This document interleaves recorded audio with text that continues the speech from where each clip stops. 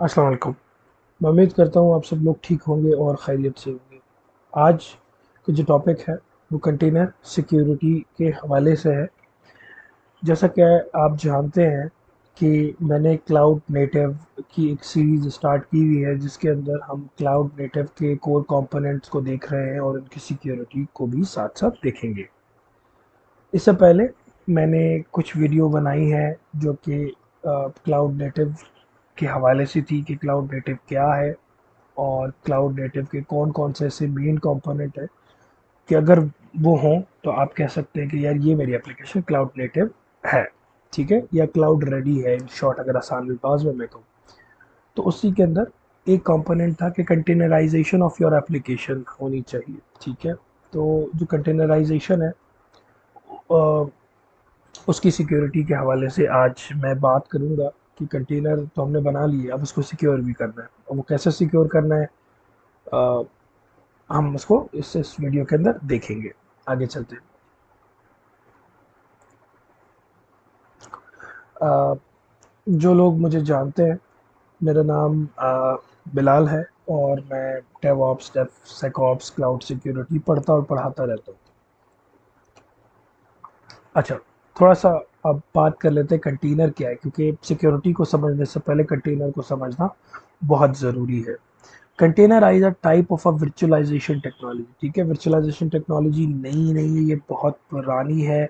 ये वीएमवेयर के ज़माने से भी आगे की है वर्चुअलाइज़ेशन टेक्नोलॉजी की। एक एग्जिस्टिंग हार्डवेयर है आपके पास और एक प्लेटफ़ॉर्म चल रहा है, उसके अंदर वर्चुअलाइज़ेशन एक आपने चीज़ों को वर्चुअलाइज़ करके अपने नेटवर्क को वर्चुअलाइज़ कर रहे हैं, आप हार्डवेयर को वर्चुअलाइज़ कर रहे हैं, आप ऑपरेटिंग सिस्टम को वर्चुअलाइज़ कर रहे हैं, एप्लीकेशन को वर्चुअलाइज़ कर रहे हैं, ठीक है? तो इट्स अ बिगर कॉन्सेप्ट, ठीक है? तो वर्चुअलाइज़ेशन इज़ अ टेक्नोलॉजी, ठीक है? कंटेनर जो है basically is the you can say virtualization technology that allow you to package, isolate software application and their dependencies into a portable, lightweight runtime environment, ठीक है? थोड़ा सा एक स्टोरी समझाता हूँ, फिर इस डेफिनेशन के ऊपर दोबारा आते हैं।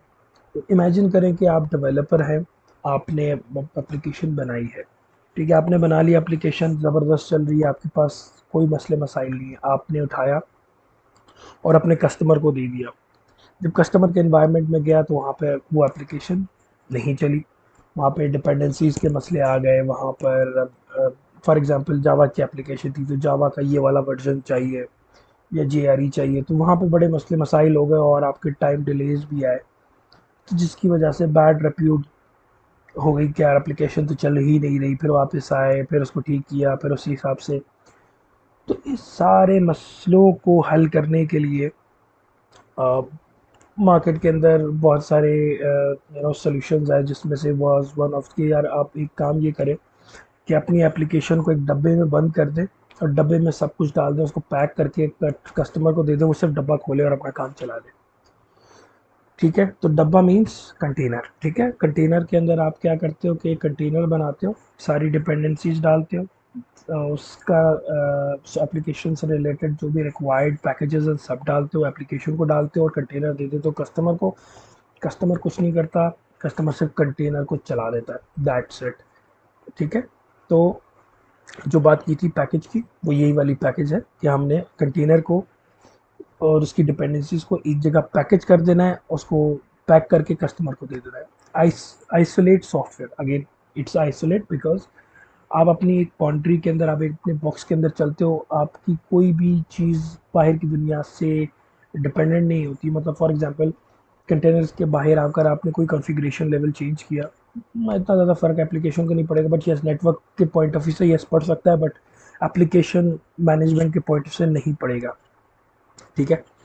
अगेन इट्स पोर्टेबल, पोर्टेबिलिटी की बात कर रहे हैं कि एक एप्लीकेशन को दूसरी जगह मूव करने में हमें कंटेनर्स बहुत ज़्यादा हेल्प करते हैं, सिंस लाइट वेट होते हैं और हमें एक रन टाइम प्रोवाइड करते हैं। ये लिनक्स रन टाइम आपको देते हैं, एक लाइट वेट लिनक्स का एक इन्वायरमेंट देते हैं जहाँ पर आपकी एप्लीकेशन चल रही होती है। आगे चलते हैं।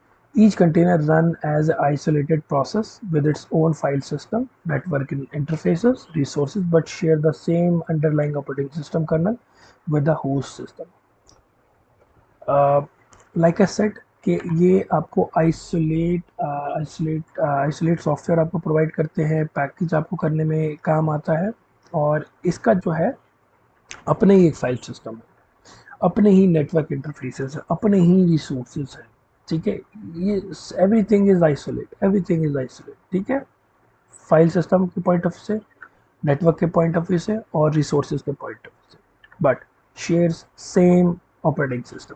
यस, ये जो कर्नल सपोर्ट है, जो रिसोर्स डिमांड है, ये अपनी जिस जिस ऑपरेटिंग सिस्टम पे चल रहा होता है उसी से डिमांड करता है। अपना डायरेक्ट कोई ऑपरेटिंग सिस्टम ये लेकर नहीं आता। कर्नल सपोर्ट उसको, जो उसका होस्ट ऑपरेटिंग सिस्टम होता है जहाँ पे इंस्टॉल होता है कंटेनर, वहीं से ये डिमांड करता है, इसलिए तो लाइट वेट है।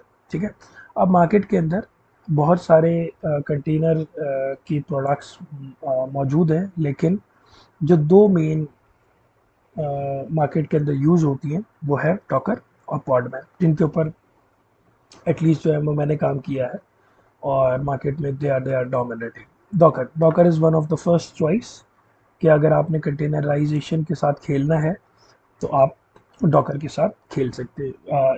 इसके ऊपर भी मैं एक अलग सीरीज़ बनाऊंगा, और प्ले लिस्ट के अंदर डाल दूंगा कि डॉकर के साथ काम कैसे करते हैं। ठीक है, Docker is a popular containerized platform that allow you to package and deploy application within a container, like I said.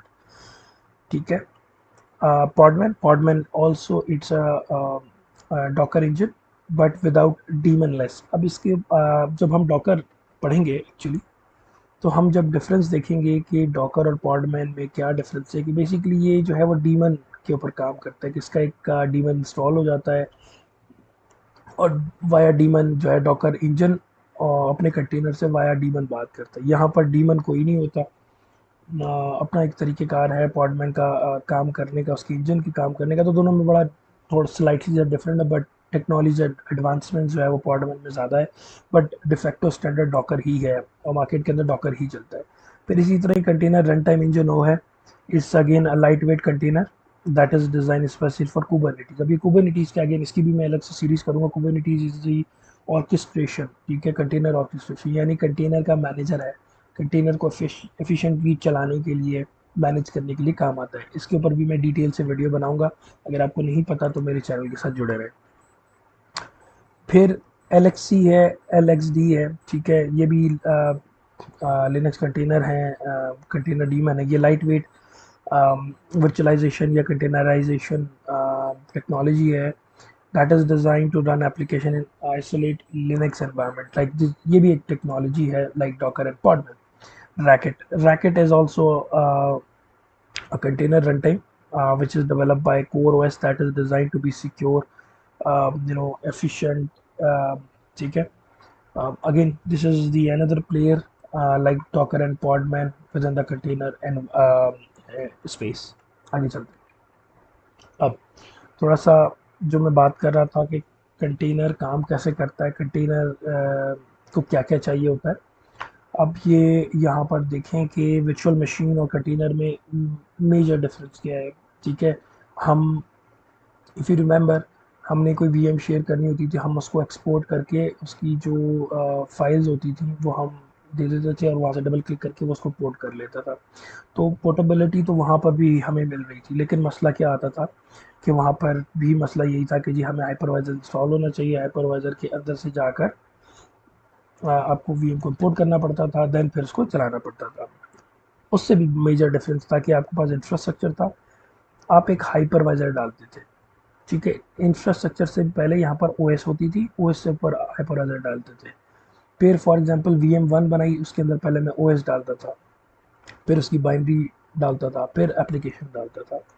Similarly 1 2 3 जितने भी मैंने VMs बनानी होती थी। ठीक है, तो कितने ज़्यादा एक ऑपरेटिंग सिस्टम, हाइपरवाइज़र, फिर गेस्ट, तो 1 2 कितने कितने हॉब्स यहाँ पर मौजूद हैं, सबको अपने अपने रिसोर्सेज चाहिए। तो डेफिनेटली जो परफॉर्मेंस है was not up to the mark, and resource hungry हमारी एप्लीकेशन या वीएम हो जाती थी। As compared to the VM, containers are light weight. क्या आपका जो भी इंफ्रास्ट्रक्चर है उसके ऊपर आपका ओएस है, उसके ऊपर कंटेनर है, एक कंटेनर ख़त्म, you don't need a separate guest voice, यहाँ का डिफरेंस आ जाता है आपके पास, यहाँ का डिफरेंस आ जाता है। आपने सिर्फ कंटेनर इंजन डालना है, दैट्स इट, एप्लीकेशन को कंटेनर के अंदर चला देना है। तो आपको ना हाइपरवाइज़र की ज़रूरत है, ना ऑपरेटिंग सिस्टम की ज़रूरत है। आप बड़े आराम से कंटेनर्स में अपनी एप्लीकेशन को चला सकते हैं, बल्कि पोर्टेबिलिटी के पॉइंट ऑफ से भी काफ़ी आसानी हो जाती है। आगे चलते हैं।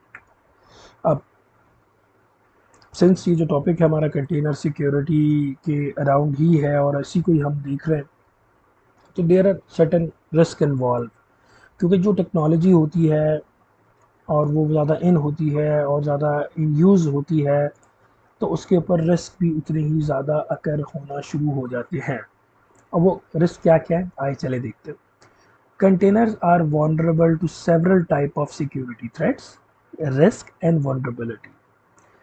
Here are some common security risks to be aware of. You should aware of, ठीक है, being a security personnel, being a developer, आपको पता होना चाहिए कि कंटेनर्स जो हैं वो वनरेबल होते हैं बहुत सारे सिक्योरिटी थ्रेट्स के, रिस्क के, वनरेबिलिटी के, उनके ऊपर मसले मसाइल हो सकते हैं। वो क्या हो सकते हैं?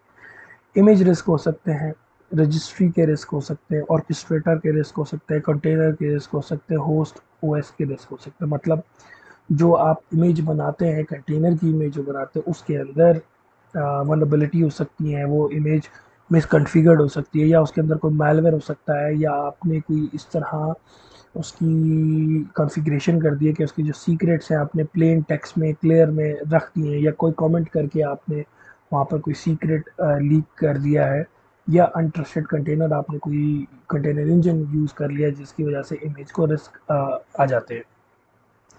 फिर रजिस्ट्री वो जगह होती है जहाँ पर आप कंटेनर्स को प्लेस करते हो, जहाँ से कंटेनर्स की मूवमेंट होती है। इसको समझने के डॉक शिप होती है ना, शिपाई एक डॉक में आती है, सामान चढ़ाया, डॉक से निकल गया, ठीक है, वहीं से कंटेनर उतरते और चढ़ते हैं। तो कंटेनर रजिस्ट्री भी इसी तरह की एक जगह होती है, एक रेपोजिटरी होती है।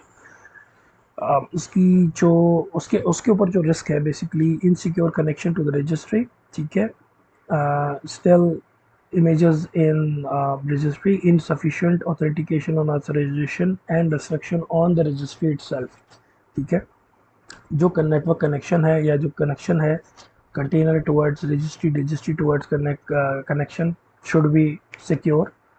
फिर आपके पास हॉस्टाइल इमेजेस जो है, हो सकता है कि आपके पास मैलवेयर एम्बेडेड हो उसके अंदर और आ रहा, और आपने जो है वो डाल दिया रजिस्ट्री के अंदर, और रजिस्ट्री जो है वो आपकी एक हॉस्टाइल और एक कॉम्प्रोमाइज इमेज के साथ पड़ी हुई है, और जो भी आएगा वो आपके उस कंटेनर को डाउनलोड करेगा, मे और मे नॉट उसका जो है कंप्यूटर भी कॉम्प्रोमाइज़ हो जाए, हो सकता है कि रजिस्ट्री इटसेल्फ भी कॉम्प्रोमाइज़ हो जाए, ठीक है।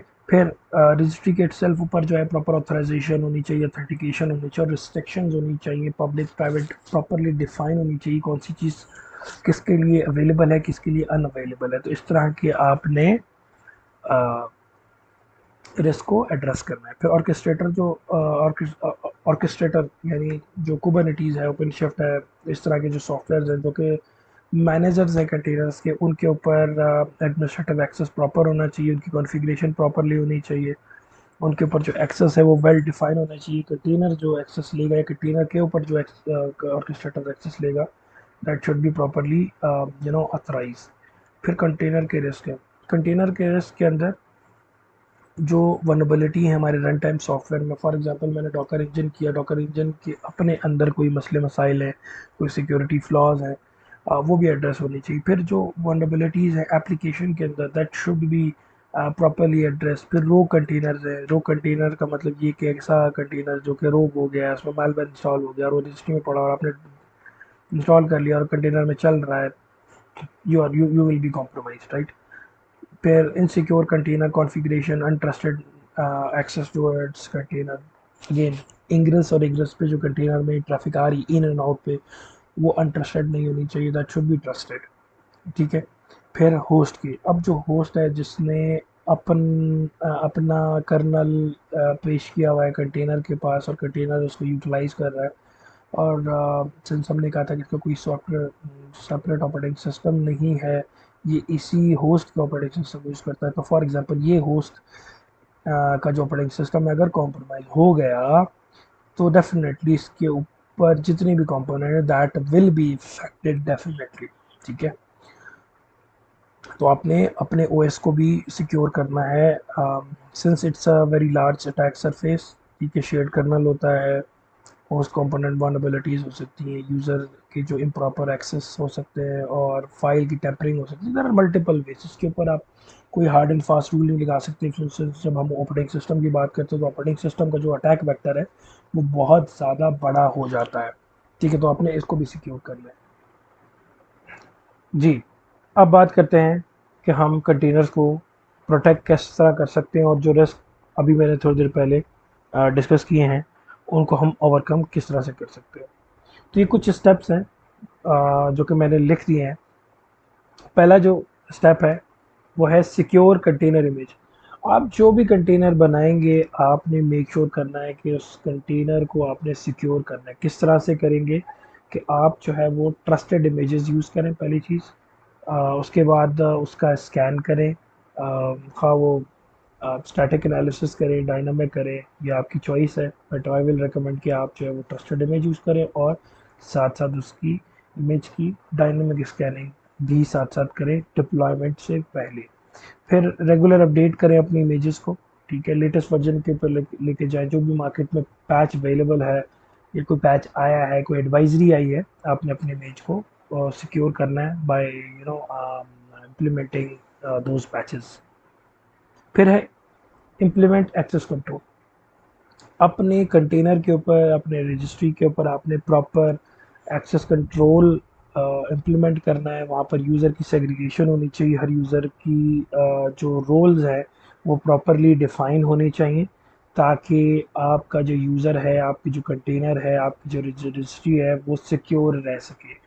और पासवर्ड का इस्तेमाल करें, स्ट्रॉन्ग पासवर्ड का इस्तेमाल करें, मल्टी फैक्टर ऑथेंटिकेशन लगाएं, रिस्ट्रिक्ट करें कंटेनर्स का भी एक्सेस और यूज़र का भी access towards container, towards registry, और कंटेनर का एक्सेस रिस्ट्रिक्ट करें टुवर्ड्स यूज़र एज वेल। तो आपने ई टू वे आपने सिक्योरिटी इम्प्लीमेंट करनी है एक्सेस कंट्रोल की। फिर आइसोलेट कंटेनर्स।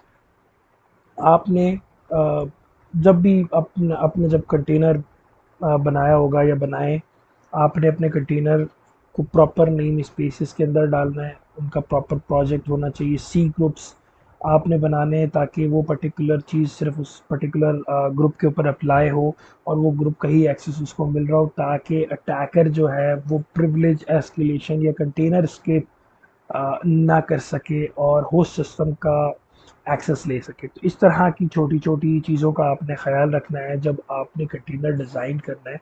तो आपने अपने माइंड में कीवर्ड माइंड में रखना है, isolate the container from the real environment, your code should not escape the container, ठीक है। अगर वो कॉम्प्रोमाइज़ हो भी जाता है तो जो अटैकर है उस कंटेनर से बाहर ना आ सके, प्रिविलेज एस्केलेट ना कर सके। फिर नेटवर्क सिक्योरिटी। अब चाहे आपकी कंटेनर की सिक्योरिटी हो नेटवर्क लेवल की, या आपके होस्ट की सिक्योरिटी हो नेटवर्क लेवल की, दोनों सूरतों में आपने नेटवर्क को इस तरह से डिज़ाइन करना है कि आपकी जो कंटेनर्स है, आपका जो होस्ट है, उसका जो नेटवर्क सिक्योरिटी है वो प्रॉपर ही हैंडल हो रहा हो। उसके अंदर आप फायरवॉल्स लगा सकते हैं, नेटवर्क को सेगमेंटेशन के अंदर डिवाइड कर सकते हैं, चाहे वो ट्रैफिक इन आ रही है, चाहे वो ट्रैफिक आउट आ रही है, चाहे वो कंटेनर हो या होस्ट ऑपरेटिंग सिस्टम हो। आपने प्रॉपर नेटवर्क सिक्योरिटी के कंट्रोल्स लगाने हैं, प्रॉपर मॉनिटर करना है, ताकि आप का जो कंटेनर है, आपका जो होस्ट है वो सिक्योर रह सके। फिर रेगुलरली अपडेट कंटेनर।